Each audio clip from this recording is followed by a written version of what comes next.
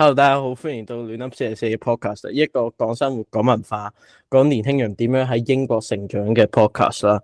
咁今集 Uni 101有我同埋Joan 去講關於 Uni 嘅嘢啦。咁 OK 喺開始呢一集之前 disclaimer 一下先。咁如果你真係想去揾一啲嘅留學資訊嘅話，或者好 detail 地講每一間大學係點樣嘅話，我非常之建議你去揾一啲嘅留學 agents，rather than 喺度相信我哋片面之詞。OK，咁 yeah，anyway，let's fucking go，shall we？So yeah，how are you, bro? I'm good. Thank you. How you doing?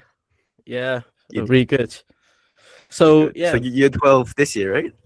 yeah, year 12 this year, pretty rough Okay. after GCSE. Tell me more about what's going on for you right now. 咁我而家就喺度讀緊書啦，讀緊呢個 A level 嘅 business 同埋 A level 嘅 drama 同埋仲有 B Tech 嘅 music production 啦。咁 OK，in case 大家唔知咩 B Tech，B Tech basically 係就係一個嘅 quality 啦，係 equal 一個嘅 A level 嘅。咁但係純粹佢係會冇考試嘅，佢全部都係用 coursework 嚟去評分嘅一個嘅。board 可唔可以話 board 呢個考試方法啦？咁 yeah，相信其實可能香港未必有咁多部分嘅嘢啦，因為其實我以前喺香港冇聽過，咁但係 yeah，I mean 我自己覺得係一個幾特別嘅讀書方式啊。咁 yeah，講到去uni 啊，咁你以前係有咩 uni 嘅經驗咧？可唔可以分享一下？好啊，咁分享下少少啦。咁我就讀 physio 嘅，咁我 Coventry 讀嘅。咁我覺得即係當初點解揀 physio 咧？其實我真係即係其實唔係好清楚 exactly physio 係點樣嘅。Like in UK wise and Hong Kong wise, it's like in high school, I just like science a lot. I do biology, and I got like decent grades on it. So that's why like my friends and parents told me, oh, just pursue something in healthcare, right? But I think like in uni, like how I felt about the course, it changed a lot. It's definitely something that I found passion in while studying. It did not. It's like 即係我未開始讀嗰陣時咧，其實我即係 like I'm not really into it, but it's after when I did some placements, I just fell in love with the course. So I say it's quite a unique experience during uni. So why do you think it make you fall in love with that industry? So what is the trigger to make you to fall in love with that industry? It's just like it really matches my personality. Like being in healthcare, right? You get to talk to patients, you get to tap into their lives, and you also get to help them and make a meaningful change. And that's what really align with my personality a lot. Like I love hearing the stories. I like connecting with them and putting effort to help them make a meaningful change. Really felt very rewarding, accomplishing, and that's really why I fell in love with this course. Yeah. So yeah. Cool. Uni. How about you, Ryan? How about me? Okay. Like yeah, like you said you like media, right? You did drama, right? Yeah. So did you grow up doing drama, or is this something that you got into while studying in UK? I think it is kind of a extension of YouTube, really, because I was used doing YouTube when I'm coming to England, and then after that, and I just have thought that I will do film, but film isn't taught in GCSE most schools, so I do drama. I see. Yeah, but it doesn't really relate, to be honest. It's theatre. Drama is studying theatre, not really like but. Gotcha. And are you trying to pursue something drama or media related in uni? I think probably media or business, because to be honest, 其實咧做演藝業咧，一係咧你係賺好多錢嘅嗯，but it's like 錢問題。嗯 But I mean that's reasonable ，got consideration for you me。got you。係 So it's 咁 more about like the money side。，yeah，business 就係咯。但係呢個 I see I see。係咯。I mean，我覺得其嗯實我自己 at the end of the day 嘅夢想都係去整一套我自己嘅電影，或者整一套自己嘅嘢。，OK，Yeah，that's cool。That's I 熱 mean，血幾熱血幾熱血，cool。yeah，but I mean what's the odds？ I mean yeah，but 我哋啱啱講到去 uni 啦，咁對你嚟講，uni 對你最大嘅影響係咩？你覺得成個人 in general 讀完大學嘅你有咩改變咗？我覺得係個睇法唔同咗咯，對人啊、世界啊，同埋身邊事啊。第二樣嘢，我覺得唔同嘅係個性格會唔同咗咯。即係我覺得雖然因人而異嘅，因為你上到大學一定經歷好多唔同嘢噶啦。咁我覺得先講下點解覺得我睇法唔同咗啦。因為我覺得去外國讀書啦，即係一個新嘅環境啦。即係離開我父母啦，即係你自己喺度 kind of 獨立咁樣留學咧，我覺得 it's really experience right like you get to meet all sorts of people right like 唔同文化唔同人種，跟住又如果 and for me like I did healthcare right 跟住 when I go to 實習like you really get to see all different kinds of people from different aspects of the society。So 即係 homeless 嘅你會成日見到啦，即係有啲 disable 會成日見到啦，跟住返醫院做嘢嘅時候，即係唔同 profession 啊，同埋即係唔同嘅 work culture，我都係有 experience 到，同埋當你讀大學嗰陣時，你去係都好多機會去接觸到唔同嘅kind of 點講咧？即係你例如上妝啊、人啊，係啦人啊，同埋啲 like in UK right just too many culture like like even from sports music entertainment like it just 生活上嘅各式各點即係 like just too much things that's why I think that's why I really change how I see things。 So 其實我都有啲同感嘅。其實我聽過有啲講法嘅就係，可能如果你去移去一個地方住啊，其實全世界可能最接近嘅就係英國啦，對比香港啦。咁因為歷史嘅原因啦，咁但係其實實際上係咪真係咁相近咧？咁我會話其實都有好大分別啦，即係可能啲人對生活嘅態度、社性咁樣好多嘢。咁移民都變咗做而家近排一個好大嘅 topic 啦，可能你會聽到其他 YouTuber 講，咁我就唔會嘢敘述啦。咁但係其實我唔知我可唔可以話係見證到啦，但係我係差唔多喺呢個移民潮一開始嘅時候，我就嚟咗英國啦。咁去到而家，即係的確都見證咗呢個香港人嘅圈子係越嚟越大啦。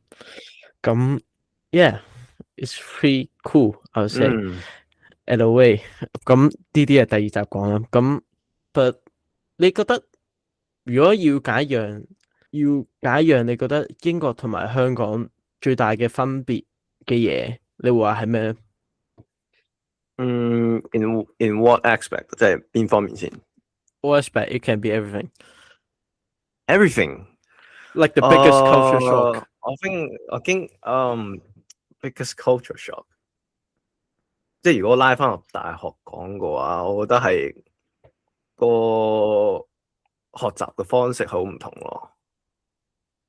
即係即係香港嗰種係比較 kind of 填鴨式嘅，like 跟住我大學嗰陣時係好 encourage 啲 group activity 咯，我覺得即係好多啲開放性嘅 discussion 啊，即係通常都係啲 lecturer 啲老師俾個 topic 俾你，即係可能會 guide 你點樣討論個 topic，跟住就好 kind of 好係好鼓勵學生去去探索下呢個問題嗰啲正反論點啊，即係邊啲地方，即係啲 grey area 咁樣 kind of，跟住呢啲導師會再 kind of guide 落我哋點樣去 kind of 去應對呢啲問題，which is something is very different like back in Hong Kong right like 香港啲傳統教育就係即係每個問題都有 set 答案，你要跟足嗰個答案答，跟住就攞分㗎啦。But here is not that.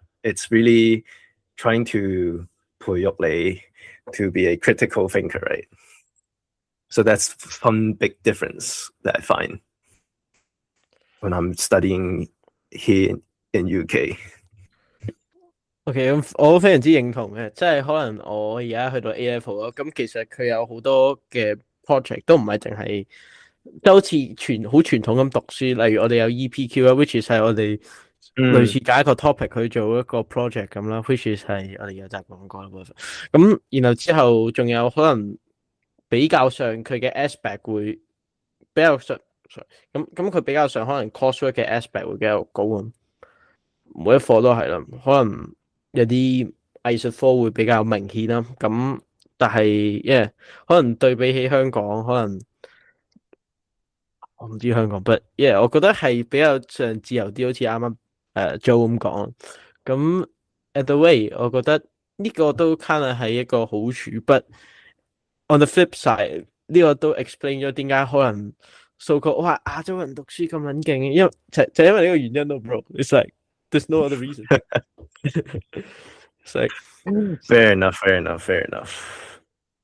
Yeah， 但係我覺得過到嚟，我最 pick up 到係嗰啲 soft skills 咯，即係啲 people skills，即係 like how to socialize right，like 我唔知咧，即係我對比香港啲課室啦，我覺得係或者可能嗰陣係中學嗰陣時有少少唔同，即係我覺得佢呢度係即係好重視嗰個人際關係咯，即係師生又好啊，學生之間又好，即係我覺得嚟即係覺得要，即係如果你係即係我 kind of 講多啲啦，即係我升大學嗰陣時咧 ，I'm kind of like a shy kid，right？Don't mean still 即係覺得要主動同陌生人傾偈，要like I need to take a big step to do that，right？And then like I think in the first year like it's really kind of tough，like 即係每次要即係當住咁多同學面前問老師嘅問題，好似成日都好似壓力咁樣。但係我 think as I progress through the course, like I slowly build up the confidence。即係之後我係覺得有問題我唔識咧，我就會問，即係我唔理，if it's a stupid question，right？ like 我問咗一次，咁我下次咪唔使再問啲咁蠢嘅問題咯。Like there's no stupid question. It's only it's a matter of whether you want to get more knowledgeable, right? At the end of the day. So I think that's a big difference and it's something that I learned along the way in uni. Yeah, I mean that's really true。呢個都反映咗可能英國同埋香港最大分別咧，即係可能如果你喺香港嘅課室，你問咗一個好蠢嘅問題，可能個老師都係笑你噶嘛。咁但係可能去英國，佢老師會好耐心咁喺度話，OK，it's okay，I'll explain to you。咁類似咯，即係有嗰個分別喺度嘅。我覺得係好處嚟嘅，即係 I mean you can't always be smart, right？ 係咯。You can't, yeah. I think that's a big difference, like in terms of how they teach people. Yeah. So, 咁我哋可能而家都會見到好多唔同方法嘅學校啦，即係你可能去上 uni 嘅 course， 你唔一定要去上 uni， 你就可以去做啦，即係可能會有更加多例如 apprenticeship 嘅 option。去俾你選擇啦，咁喺度想好奇問一問，咁你覺得點解要讀 uni， 同埋點解你覺得可能其他 option 會比較好啊？如果喺你嘅立場嚟睇嘅話，我作為個 like a graduate 啦 ，like a bachelor right，like 我覺得 uni 係it's really a journey right，it's 即係你除咗學即係除咗你會識朋友啦、network 啦，即係學你嗰個你 major 嗰科嘅嗰啲 industry 嘅 knowledge 啦之外啦，我覺得其中好重要係點做 research 咯，即係 at the end of the day it's a bachelor， 你啲學士嚟㗎啦，即係去大學會教你點樣睇啲好專業嘅文獻啊，寫論文啊，即係雖然呢啲嘢好 tedious 嘅嘢，但係如果即係你係想即係喺 research 個 field 做多啲，即係 like uni it's a must have process，right？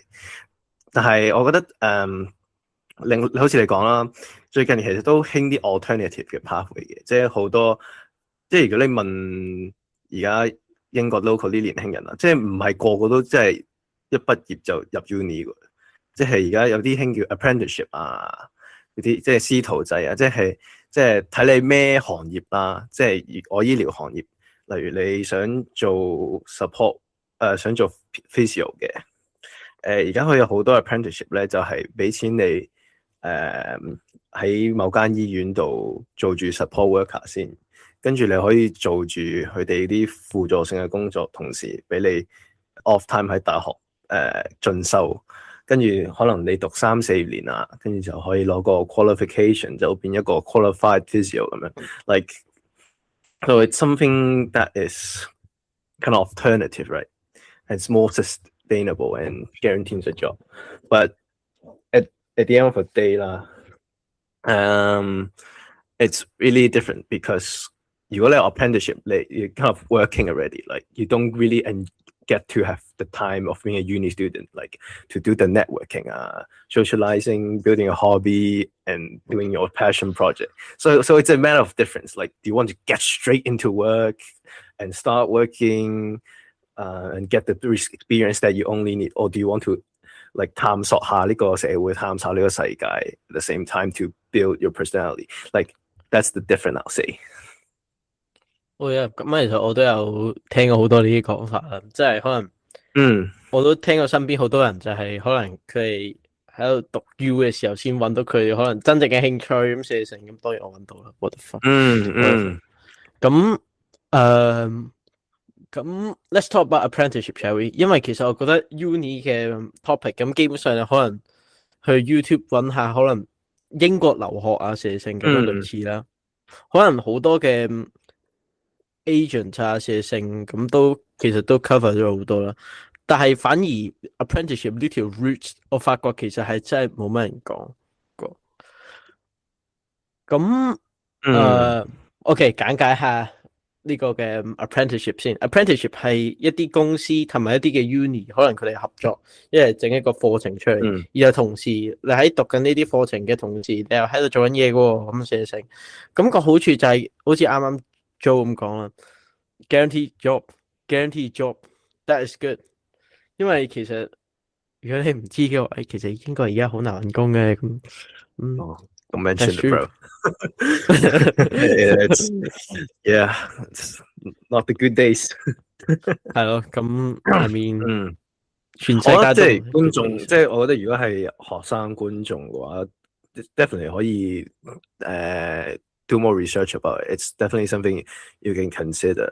即係 if you just 即係想直接就進入職場啦嘅話，即係可以考慮下。當然應該啲 requirement 就應該就唔同啲嘅，即係咯，即係如果你係 BNO 嗰啲，當然 exactly 就要查詢翻睇你個 post 係點啦，係咯。但係係咯，係it's a very different pathway to uni, but gets you straight into work, right? Yeah, that's true. I mean， 我而家身邊嘅人其實即係可能佢完咗 A level 咁，其實好多 gap year 基本上。Bro, it's like I don't know.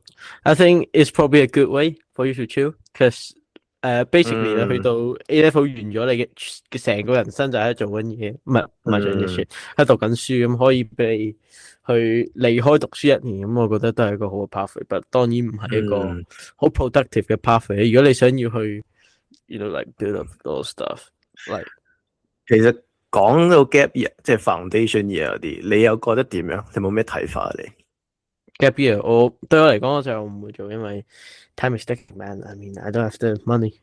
I don't have the fair enough. 即係我覺得即係近年好多香港人過嚟都做 foundation year 嘅，咁其實我覺得 foundation 即係我雖然未讀過 foundation 啦，但係我覺得好兩極咯。我覺得係個 experience，即係一係就係點樣善用嗰時間。Like foundation year, right? It's kind of like you have a lot of free time to do a lot of things. But I think if I did foundation year, I think it will definitely help me a lot。即係我覺得係用嚟適應個環境啦。第一，我覺得即係我覺得讀 foundation year 係即係 really have a good look out for what is the area you're studying in, right? Like 即係啲人啊，即係例如我當初過嚟嗰陣時咧 ，like the whole small talk culture is just so new to me, and it took me a long time to get used to it.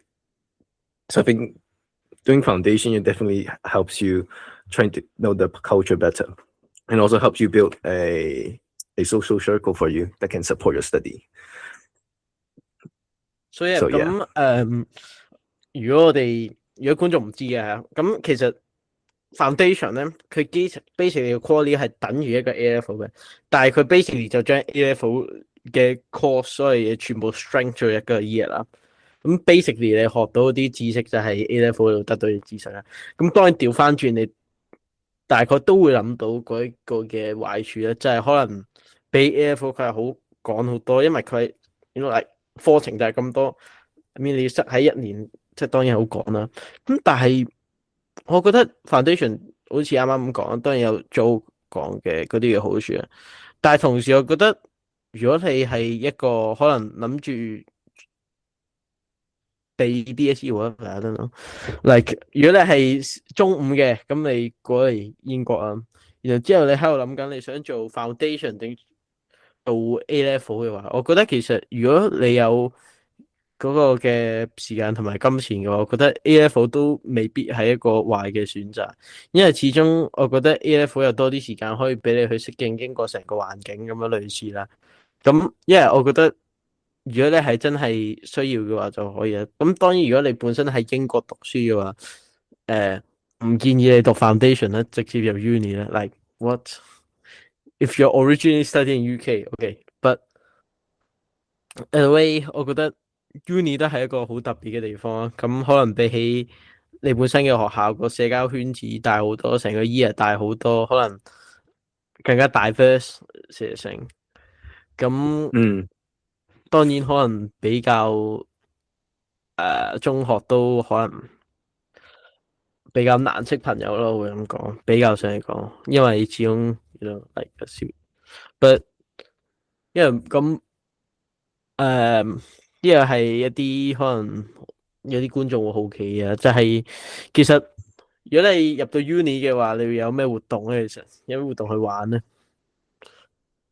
？OK，其實我覺得上 uni 一定有好多新嘢可以嚟玩下嘅，例如 society 啦，即係睇你咩 U 啦，一定有好多唔同 society 嘅。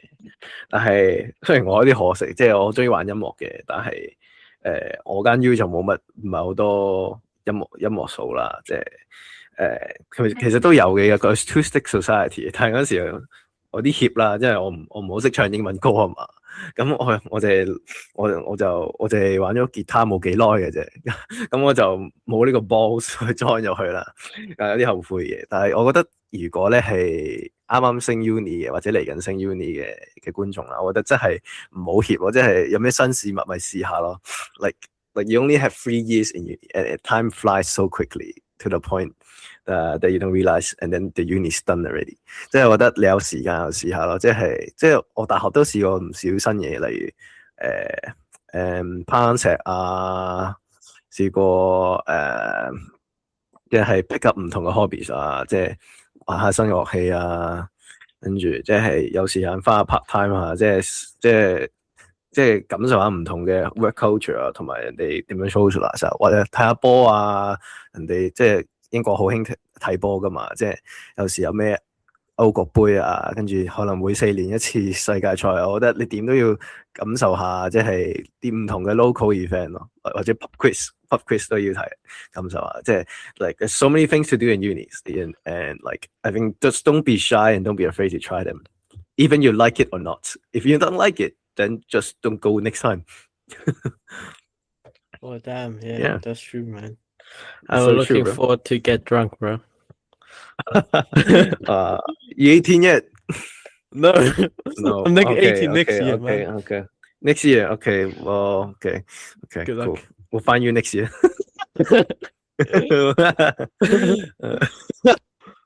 Yeah, Okay.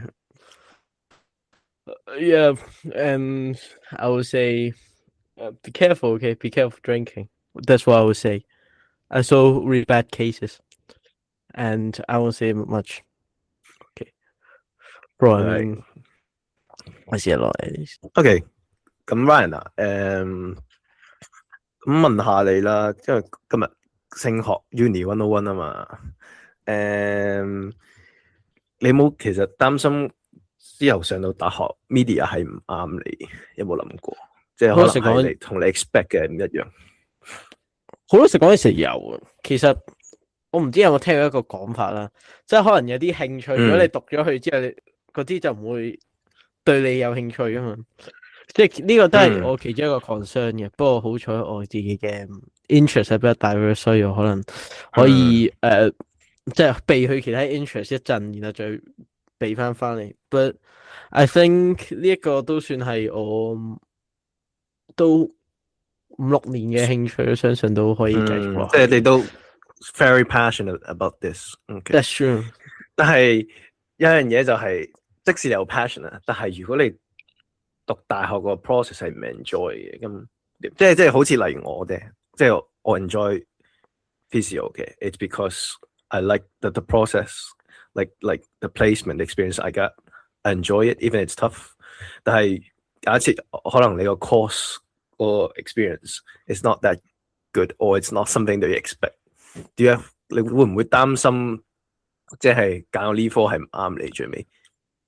其實有少少，不過其實我反而調翻轉，我驚個部分比較多係可能就業方面咯，即係我唔知呢個 media 嘅行業係得唔得，即係我唔會話 physio 係you must get it, but I think it is a better route. Definitely, it's an easier route to get job, like job security 呢方面係 easy 啲嘅，我咁講。咁我好明嘅，即係其實我喺你個 age 嗰陣時啦，就 like I don't really have a clue about like job security. Like I just know that that job pays well, and then that's why I got into it. Or like I have a passion in this thing, that's why I do it, right? 即係我覺得不過而家我 in hindsight 咁我睇翻啦 ，like the job market is really bad for me. But it's still something that I still learn all the skills on the way, so it's not a waste. At least it's just like sometimes you can't predict that far, right? So I think when you're at your age, just don't bother about too much about it. Like I think as long as you have passion about it, that gives you the energy. Like 即係如果你有熱情做一樣嘢，你係會 carry on 咯，你有個心去讀落去咯。Like right? That's really true, bro. That's really true. 同埋I want to share something, right? Like yeah, sure. 即係我喺度讀書啦，即係不管係 local 又好啦，或者係啲香港過嚟嘅同學啦，即係有唔少人都係 second degree 啊，或者係佢哋 first degree 係讀一啲完全係 non-physio related、non-healthcare related 嘢，可能讀完個 business 過嚟轉學。Like but 跟住我問我啲 friend 啊，點解你哋咁想讀呢科？因為just want to help people. Like at the end of the day, just passion, right? So 即係我覺得預期揀科你係覺得易讀嘅，揀科係你中意讀咯，我覺得。That's really true. That's really real, bro. So, okay, on that，咁你覺得其實揀科，如果 for 一啲觀眾可能諗唔到點樣去揀科，你有冇一啲嘅方法可以令到佢哋可以更加簡單去揀科，或者可以更加好咁樣去做呢啲嘅 decision 咧？OK， 有嘅嗰陣時，因為我都幾迷茫嘅，幾 lost 嗰陣時，跟住我我個學校做咗 workshop 啦，就介紹下點樣揾個人生目標係咪？或者一個理想嘅方向啦，即係去日本有個 concept 叫 ikigai 嘅，即係 kind of like the meaning 啦，意義啦叫。咁佢有4個 criteria 嘅，係 like you want to find something that you enjoy， 即係你熱情啦。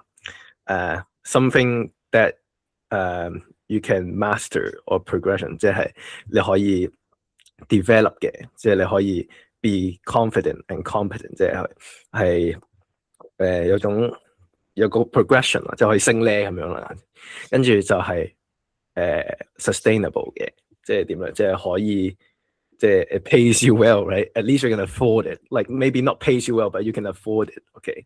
跟住最後一樣嘢就係有個使命感嘅，有個 mission 嘅，即係可能去做 healthcare 啊，就可能係幫人啊 make a change pure life。跟住可能你做 engineer 啊，就係可能即係 build some city planning or something like that that makes a change in society. Like so, there's the 4 things: sustainable, you have passion about it, you can develop, you can progress, and you can what's the last one? Sustainable, pays you well, sustainable, passion, and a mission. Yeah, mission. That's like mission and the mission. Yeah, so I think like 如果觀眾今日睇呢集，我覺得係可以諗下，即係可能你而家讀緊咩科，你 enjoy 嘅，即係可能好似你啦，你讀 media 噶嘛，即係 media 嘅，跟住可能media 一定你都好多嘢學㗎，而家即係 like there's too many ways to create content nowadays. There's so many ways you can level up yourself, and then like 做 content， 我覺得做 content 你真係 like you can do a lot of things. You can promote a campaign. You can share story. You can inspire people. 你可以鼓勵人哋，你可以 build your own brand. Like what you're doing today. Like you have a passion doing today. You have a mission today, and it's to share about your story and to 幫助其他喺度讀書嘅學生點樣 like kind of go through this stage, right? So, well, sustainable 呢樣嘢咧就再講啦。但係 ，yeah，like 但係 I'm not saying that， 但係唔係每樣嘢都係可以 hit 晒所4個框框。但係係希望盡量揾一樣嘢可以 hit 到晒咯，即係可能 hit 到晒，即係可以 adjust 㗎嘛啲嘢，係咪先？係啊。OK，咁我同時都要講一講，就其實唔係個個興趣你都可以用嚟賺錢嘅，呢個都係其中一個好好嘅指標。講呢樣嘢，我覺得當你 monetize 咗你個 hobby 咧，你會好快咁 lose passion。我覺得。That's true, man. I mean， 所以 it's always a balance, right? Between all these. So yeah. I agree. I mean， 可能用做嘅例子啊，可能佢係做音樂啊。你係咪你有冇做 production 嗰邊嘅？我冇啊，我係玩下音樂啫。但係如果你話即係假設即係我有學琴啦，細個咁考8級啦。但係如果你話叫我出去教琴咧，我估我好快就唔想掂嗰部琴。That's true。或者好似嗰陣時細個讀書係咁。考琴試參加比賽咁樣，其實老實講唔係幾 enjoy 嘅，即係要彈一啲我唔 enjoy 嘅歌，即係我唔會話係玩音樂好悶咯，但係會搞到有少少討厭音樂咯，係直至到我上咗大學啊，自己可以彈自己中意嘅歌曲，我先至覺得即係 enjoy 翻 music 咁樣。你會唔會覺得呢個係 burnout 咧？你覺得係？mildly 啦。I agree. mildly. I mean， 我曾經都試過。It's like 作為一個亞洲學生，呢個 it's not music or it's sports, bro. Yeah, I mean that's true.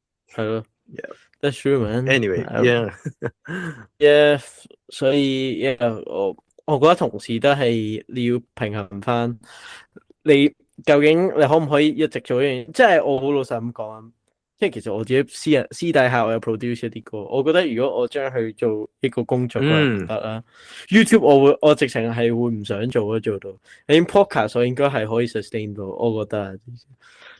其實 I like talking，係咯，係咯，所以即係唔係要一樣嘢，即係每樣嘢完美噶嘛，like 即係每一樣嘢可以 hit 晒4個框，啱啱好似講嗰4個 criteria，即係可能唔係幾樣嘢夾埋一齊，kind of create 一個生態圈咁樣。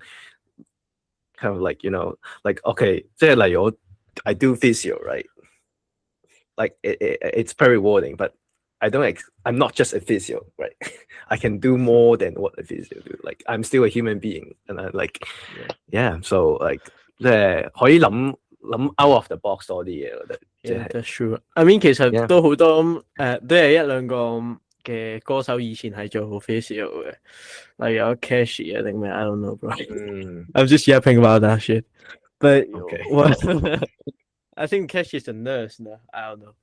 Okay, Cashy fans don't run at me, you know. Okay. Anyway, okay. That's not an important point, I'll say. At the end of the day， 你有冇曾經有一刻係後悔過你自己選擇咧？你覺得？即係入大學定係讀呢科嚟講咧？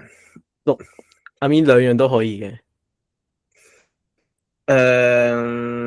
有諗過即係過嚟英國呢個選擇嘅，雖然 it's kind of like there's a lot of reasons behind it， like 但係點解我有 moment 會成日過嚟諗？點解有冇後悔過嚟？即係覺得因為係唔易嘅，我覺得即係去外國讀書，即係可能係我個科嗰時啦，成日返實習啦，即係去醫院啦，即係朝頭早要好早起身趕架火車啦。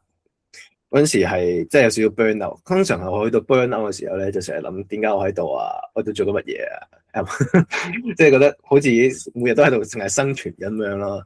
跟住但係我覺得其實望翻轉頭，其實我都學咗好多嘢嘅，即係經歷咗咁多嘢，即係人事物啦，即係各種困難啊，即係點樣慢慢克服去面對啦。即係我覺得係學咗好多嘢嘅，即係例如心情唔好啊，點樣面對自己啲心情啊，點樣揾人傾偈啊，點樣揾 friend 啊，即係咯，我覺得我唔會後悔嘅，但係係咯，但係覺得呢個係 it's not an easy path right but happy life ain't easy life right so that's what I learned like 即係一定有高高低低噶啦，你即係無論係你香港讀大學又好，英國讀大學好，即係咯，即係 it's definitely a journey you go through if you're going through uni so yeah totally agree bro I mean that's life right but yeah 我都想講，但係其實你一卡要高，好似啱啱做咁講，都要 go through 一啲 obstacle 佢先會去珍惜。I mean 如果一樣嘢係非常之容易地去得到嘅話，咁其實你都未必會珍惜啦。咁yeah absolutely 真 man yeah I think that we probably covered all I think do we okay I think before we end I think let me ask you something yep as a year 12 student going through A level what's one advice you would give to also the year 12s or like year 11s 你係咩建議俾佢哋year 11我會話就好溫書咯 GCSE 都緊要嘅 OK 我唔會講我自己成績炒到點啦，但係都好炒嘅GCSE 係緊要 OK 係咯，同埋唔好 procrastinate 太多，即係可能反而你可能要有段時間要做下嘢，唔好 deadline 臨 deadline 咁咯。It's not that good. Same for uni, guys. That's life, right? That's life. Okay, cool. 咁係啦，咁希望聽到今日嘅觀眾，如果覺得好迷茫嘅話，覺得其實真係唔使太緊張。我覺得 it's listen to your heart, like there's always more solutions than the problem，like 方法解決方法仲比困難多啊嘛，學習學下嗰句。